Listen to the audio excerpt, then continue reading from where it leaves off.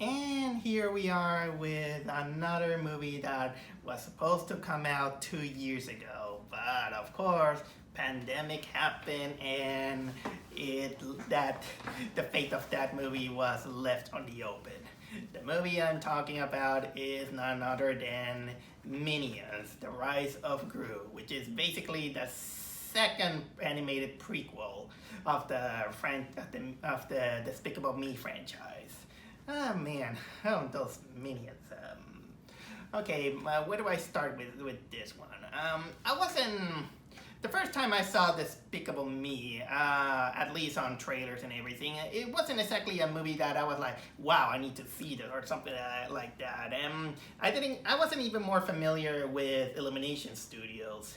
Although Illuminations, where I stand right now, for me is kind of like a very, very, very hit or miss company. I mean, I am aware that they like to make animation really entertaining, really, how can I say, bombastic. I think I already told you about my stance with it since because there are some movies that I like for example, the Sing movies I actually like. The problem that I do with Illumination is that most of the time it always underestimates the audience and think that the animation is for children and they can watch anything. You don't need to write a good story. You only need to be loud, bombastic, and full of jokes so they could understand. And this kind of and honestly, this mentality is one thing that I'm really, really against. And this is kind of like the biggest reason why I am not exactly hopeful for the upcoming Super Mario movie, especially with the casting. And I will say that any movie that casts Jack Black into one of those movies is automatically a no good movie for me. But I'm not here to mostly to chew on Illumination. I am actually here to talk about where do I stand with the Despicable Me series. Honestly, from the Despicable Me movies, I only saw I only saw 3 out of those 4 movies, not counting the one that I saw today. Here are my thoughts. I thought they were fine. The first movie was fine. Although there are some moments that I kind of forget about it. Although I can understand kind of like the appeal of the Minions, I'll say. Most of the time, I always say that the Minions they're probably somehow our protagonist Gru somehow got a bag of Cheetos and somehow make them alive. That's my thought of how they were created. And again, yeah, the first movie was fine. A little bit forgettable because I actually kind of forgot most of it. But I'll say that it does have some distinguished design. I'll say not only of the minions but also of Gru himself. I always thought Gru is basically if someone decided to pick the Danny DeVito penguin, and instead of making him, Tim Burton-y, they decided to make him more sophisticated and more James Bond villainous-like. But I do remember that for a movie called Despicable Me, I was actually now in an age in which I will say that, it's kind of like a guy who's kind of self-proclaimed himself to be the villain, and the villainous things that he does is, mostly naughty pranks or robbing stuff and anything. It's not something like, for example, something like much evil, like exploiting people, murder, kidnapping, and so on, because of course they want to draw a line of the evil level when it's about family-friendly films. But I thought it was fine. did saw the second movie. The second movie, you can tell that they wanted to lean more about the minions, because these are kind of like the most marketable things they can they had with it. But I did kind of enjoy it, and honestly, this one actually come off that I will always remember that the bad guy had this obsession with Pochito. I'll always remember Pochito. I admit that I never saw this Despicable Me 3. I haven't seen this, but I do remember that the biggest impression that I had with this movie is that that villain is none other played by Trey Parker, which is one of the creators of South Park. And I can bet that this poor guy, he had to neutralize him in order to make him resist to say any bad word or foul mouth language in the dialogue. Because knowing that this guy's track record, I can imagine how much his soul was killing him in order that he just wanted to drop an F-bomb and he just can't. Almost like Bob Saget in Full House. Rest in peace, Bob Saget. But I did saw the prequel, Minions. And I also thought it was fine. Many people didn't like it, I'll say. Maybe because they thought that, well, the Minions now they have, it's too much. We only see that the Minions weren't exactly, what I thought. They're humanoid cheetos. They were kind of like an evolutionary species that they just want to serve. They just want to serve someone. And then and then they decided to, three of them. I always remember that one of them is called Kevin. They decided to go on an adventure to find a master. But the biggest thing that I mostly remember about this movie is this crazy psychopathic family. And man, I just want to see a spin-off involving that family, because it was kind of like the most loving family you could ever meet, but at the same time they are kind of like cartoonishly villainous. That is kind of awesome. But I will always remember also one line which you have one character saying, "Hey, do you know who this girl is?" And Kevin's response is, "La cucaracha." That kind of actually gave me kind of like a snicker out of it. But now we got this one, Minions: The Rise of Gru, which is basically kind of like exactly continuing from the last movie, because the last movie it actually ends up with the Minions meeting Gru, and this one, well, they decided to make an adventure to technically solidify Gru's relationship with the Minions. They even got Steve Carell to reprise his voice as Gru. But unlike the other three movies where he's an adult and everything, in this case, I think, thanks to the magic of editing, voice editing, I think they toned him down a little bit on the voice to make it sound a little bit more high pitched, so he can sound like a child, I'll say. But anyway, before I talk more about this movie, let me tell you that going to this movie, man, that I can't say if it was kind of like the most annoying audience I have ever seen, because let me tell you, I went there and the movie theater was almost full. And there was kind of like a solid ratio of young children or teenagers, and there's some adults out of there. But let me tell you, this movie, it kind of solidified my account that, because this is something I never expected. I never expected to see an audience very into the Minions. I mean, I knew that the Minions were popular, but my God, that audience was so excited as watching a Star Wars film. Well, Star Wars prequel. I never seen an audience so excited ever since, Avengers. It was incredible. Never expected to see something like that on Minions. I mean, the closest thing I had to see that is when I went to Japan. When I went to Japan and went to see Godzilla. I remember that movie theater, they had some few props that worshiping the Minions. And funnily enough, that year there wasn't the Minions. At that point, it was The Secret Life of Pets 2. So wow, this audience was crazy because they just started applauding, not even when the movie started. When the Minion first time appeared, the audience, hey!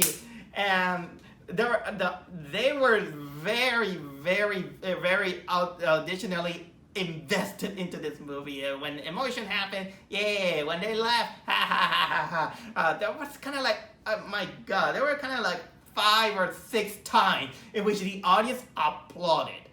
And I know, let me nitpick a little bit, saying that I know that sometimes you get your emotions really high, and you kind of inadvertently applaud, or it's kind of like a mechanic or something like that. But come on, no one's gonna. It's not like they're not gonna hear you or something like that. And the actors or the director are not there to see you clapping or something like that.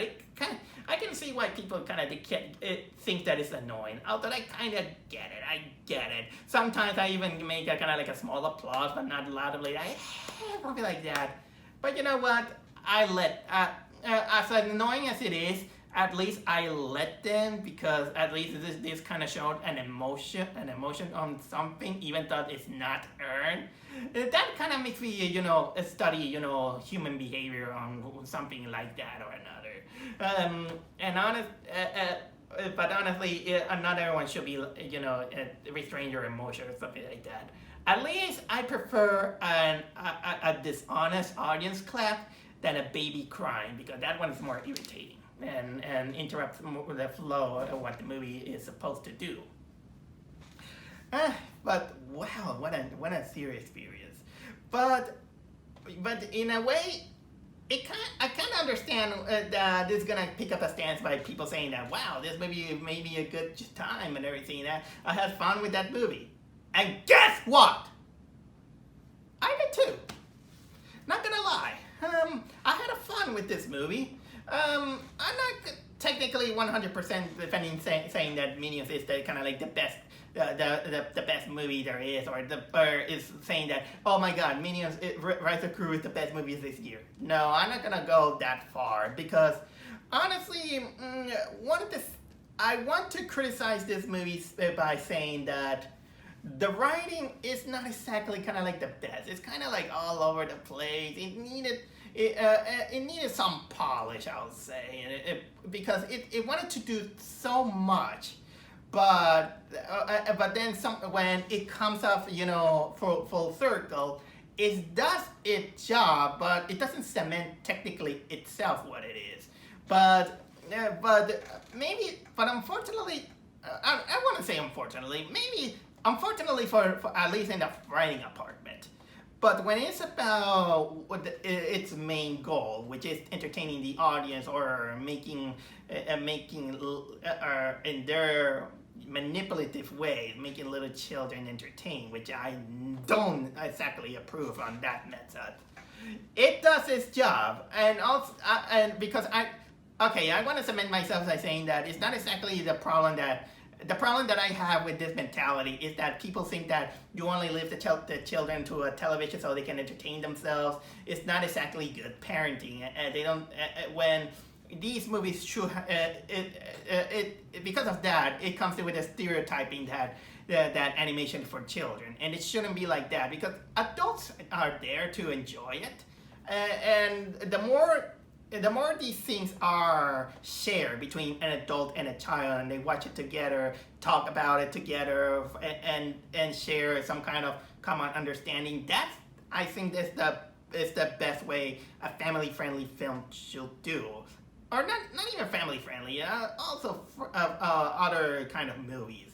It's mostly on the responsibility of the adults to lead children to some healthy movie watching, I'll say. But okay, that's just again going off the course and nitpicking me. But either way, Rise of Gru I did came up liking it to the point that well it was just a fine it was just fine. It's not no masterpiece, but I did laugh on some of the jokes. Some doesn't land, I'll say, but this is technically one of the things when you do kind of like a comedy, I'll say. Although I did dig some stuff, and I'll get to that right now. So, like it started, like I said, the movie takes place right after the first Minions, and basically it cements itself like a prequel of the Despicable Me films. In this case, of course, Gru now is still building up to become super villain like he always wanted to be. It's mostly because it's because he wants to be, how can I say, he wants to become, he admires this group of people called the kind of like them, what was it, the Evil Six, Despicable, not Despicable Me, the Vicious Six. I think it was called the Vicious Six or something like that. I don't remember. You know what? I'll put it there. I don't remember. I don't remember. But it's basically kind of like this league of supervillains in which it's kind of like all the 70s tropes you could ever imagine. Coincidentally, because this movie takes place in the 70s. But basically, Gru wants to be part of those and he wants to get this chance because five of these six, they backstab the old leader, which is this old man. What was it called again? Wild Knuckles. The guy with Wild Knuckles. He's voiced by Alan Arkin. So they want to fill in these youngsters. They just want to fill in that position, and Gru wants to take to belong to them because he idolizes them. That is until in the audition they didn't take him seriously, and he decides to steal this MacGuffin, which is technically kind of like a zodiac rock. I don't know why they call it a rock when it's obviously a medallion, in which it basically has some powers, let's say. I'm gonna go into details later. It has some power that involves the animals from the Chinese zodiac, and its power, and it gets its power during the Chinese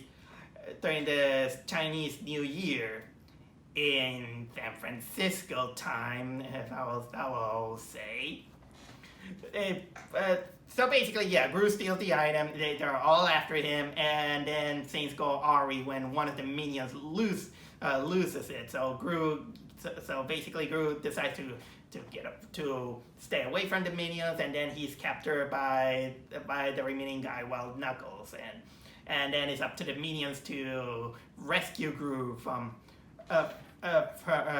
this, and at the same time, evade these five villains who just wants to get Gru because he stole this important item. That's the best way I could describe it. I wish I could say it a little bit more in more, how can I say, in synopsis, I'll say. But like I said, I'm just making this video just completely unscripted, no thinking. I just talk whatever comes to my mouth about it. So again, there's a little bit no point on talking about acting or voice acting in this case, because obviously it is good. I already told you that Steve Carell is he still does a fine job. I still don't know if he's the one who pitches a little bit his voice, or by audition they pitch down a little bit his voice so he sounds more younger or more childlike, I'll say. Of course, we also have the minions played by, what was the guy, Pierre Coffin. This is part of the appeal of the minions, that they always talk that gibberish of different languages, and the only ones that I understand is when they somehow talk English and somehow talk Spanish. And I can see their appeal. They're kind of like multiplications of SpongeBob, but they can't talk. They just talk gibberish. Some people find them annoying, and I get that. But honestly, I've seen far more annoying things than there are. And honestly, I have no problem with the minions, I'll say. they're cute enough. They are likable enough. They just tried. These minions are klutz, but they try hard. I will give them that. What else there is? There is Alan Arkin. He plays this old. He plays the old man who was part of the villainous six, and he gets betrayed, and he was left for dead during one of those missions. And he's alive, surprisingly enough, and he has a grudge against them because he say that he's the one that led them, raised them, showed them the tricks, but he just got duped by youngsters. Although I do like the design. He's kind of like a 70s style. He's kind of like the 70s jazzercise guy in his wardrobe. But looking at his face, he kind of looked like. Have you guys ever seen this movie called A Series of Unfortunate Events? There's also a series about this. But there is this villain called Count Olaf. In the movie, he's played by Jim Carrey. You watch this guy, how he looks, and he looks exactly like Knuckles, I'll say.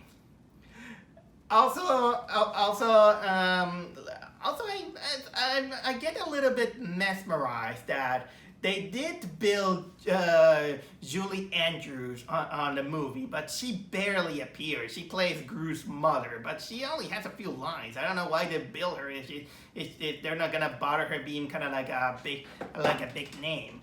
There are other.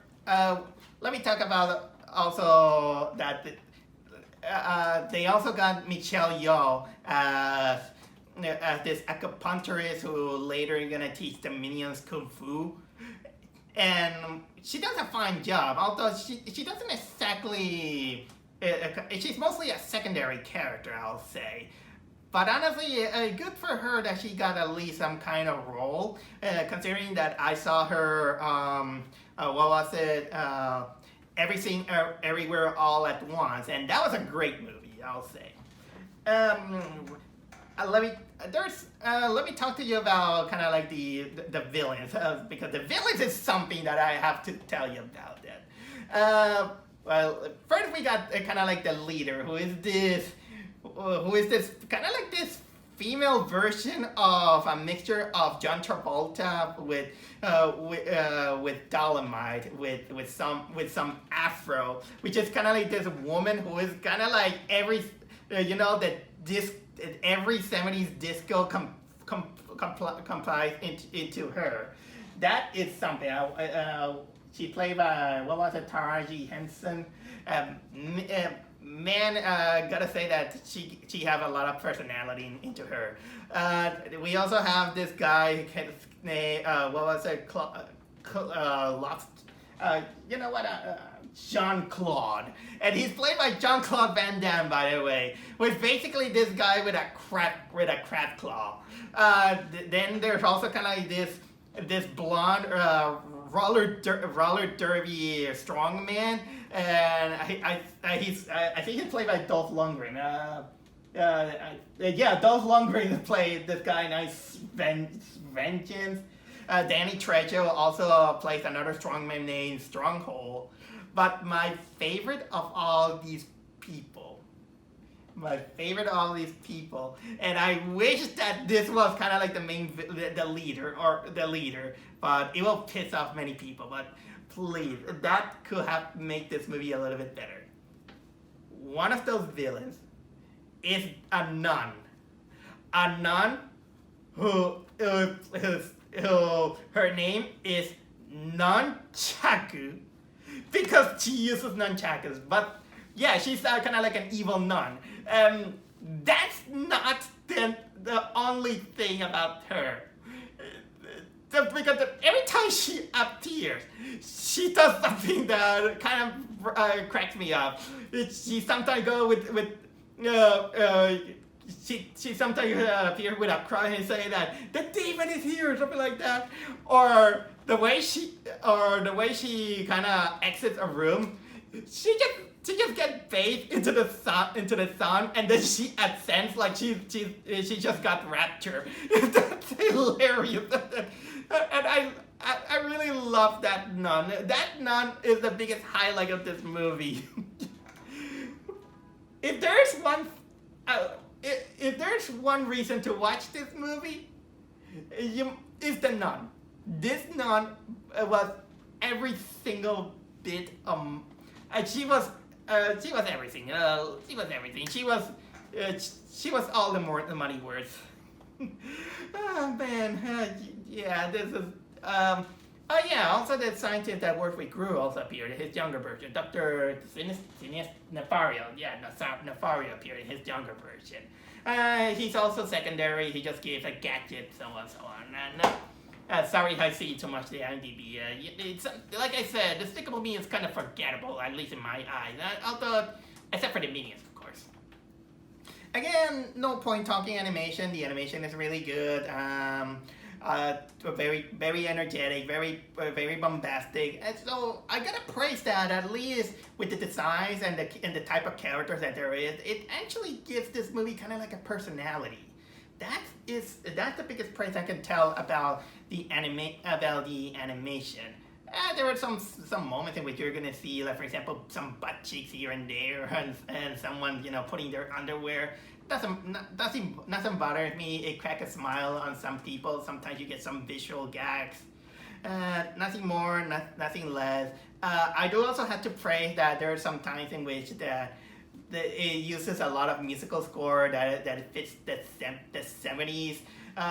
There's some stuff here and there that makes it reminiscent of the 70s. Like for example, during the opening of the movie with Gru and Minions, they just went to see Jaws.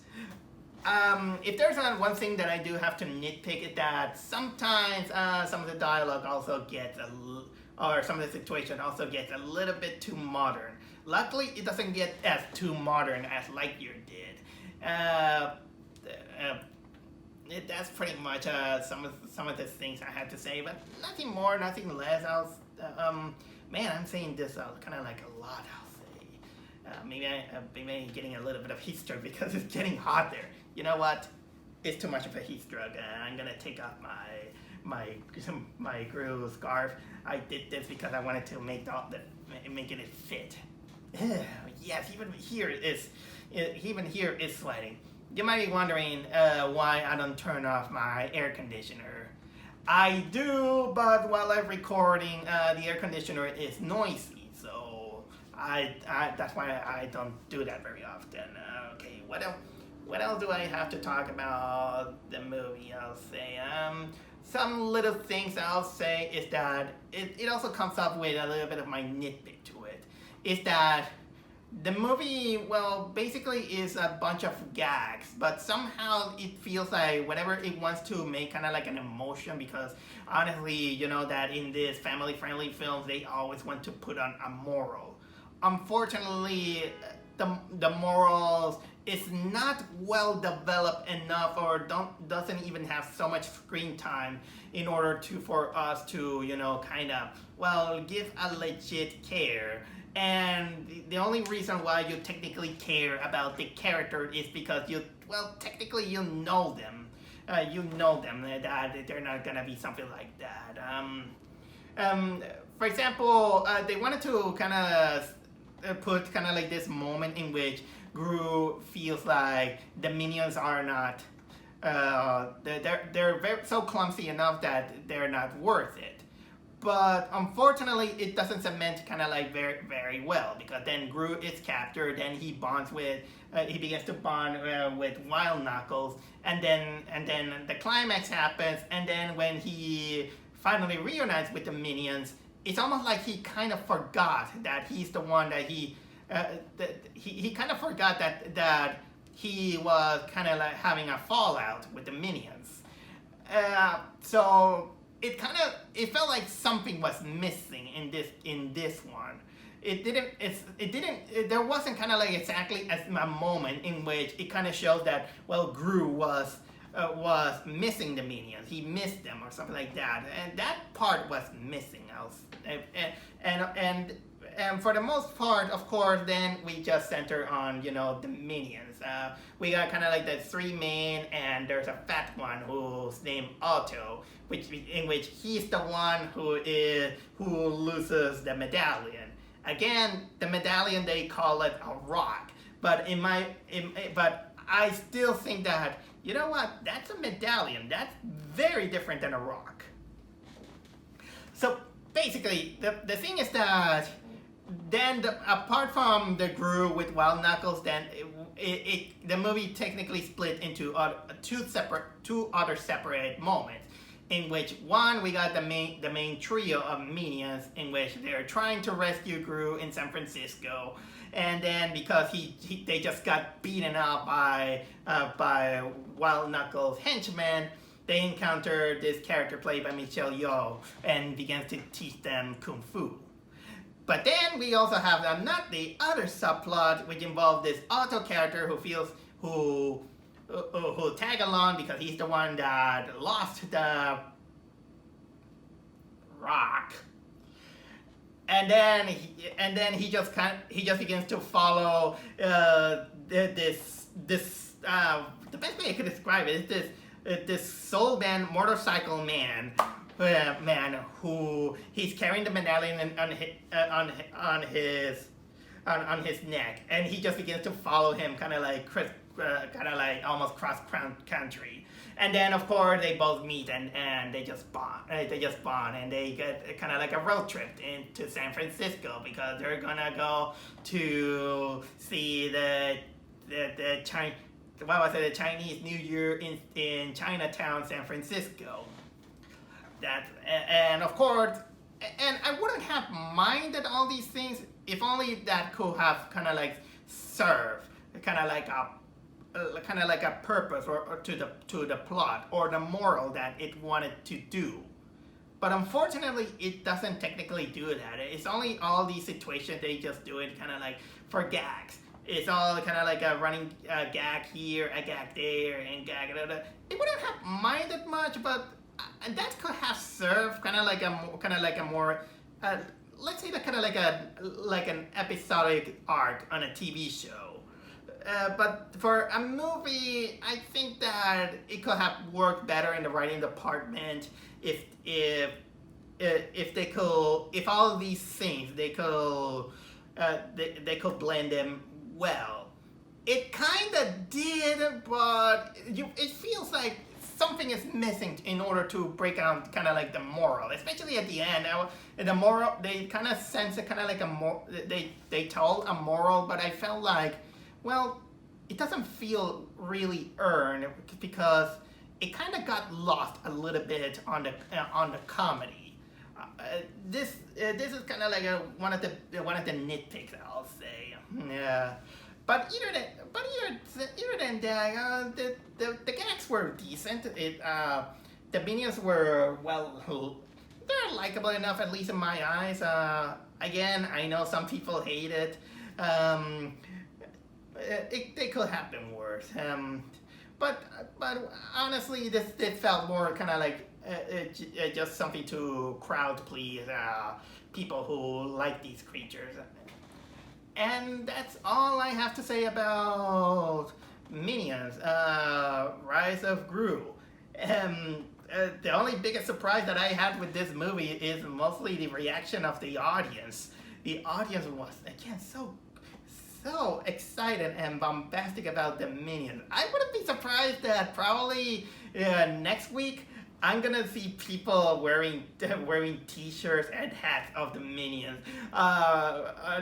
Probably I might see someone dressed up as the Minions to watch that movie. And by the way, this movie is getting very, very successful, and even more successful than Pixar's Lightyear. How'd that happen?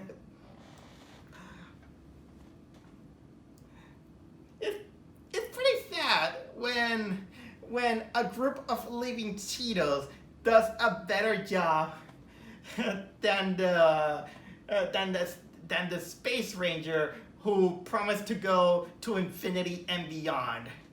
Oh man.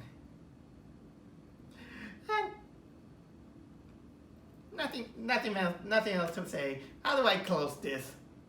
How do I close it? I have a hard time, closing this when it's something related to the Minions.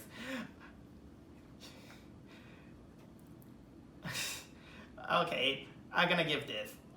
Again, please, Illumination, if you hear me out, I want to see more about that nun or someone related to that nun. That nun was hilarious, and I still wonder about this crazy family from the first Minion. Okay, bad. That was bad. That was bad.